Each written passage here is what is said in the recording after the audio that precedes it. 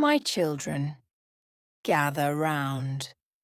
When the moon rises high and the crickets begin their evening song, the elders say, "The child who listens to stories at night will grow with wisdom in the morning." Tonight, I bring you a tale of a girl child, tender like the morning dew, yet burdened with the heavy load of suffering. Her name was Amara. Amara was born in a small village where the soil was rich but her family was poor. Her father had many mouths to feed, and when a woman from the city came, a woman they called Madam Nkechi, promising school, clothes, and a brighter future, her parents believed. They said, "Go with her, Amara. Shine like the sun we could not become." But my children, not every hand that stretches with a gift comes with love.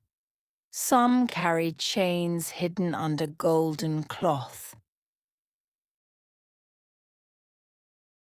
In the city, Amara's eyes widened. Tall houses touched the clouds, cars roared like lions, and lights shone brighter than 1,000 fireflies. She thought, surely my life has changed. But the madam's house was not a palace. It was a cage. Before the cock crowed, Amara's day had begun.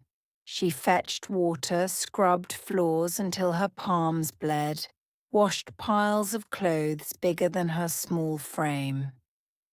When Madam's children ate rice with stew, Amara licked the pot for leftovers. When Madam's children wore shoes that sparkled, Amara's feet walked barefoot on burning ground. And when her body ached, when her little heart longed for her mother's embrace, Madam's voice thundered, "Lazy girl, you are nothing. Work, or you will taste the whip."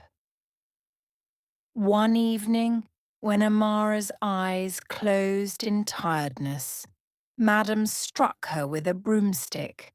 The girl fell, her tears soaking the floor.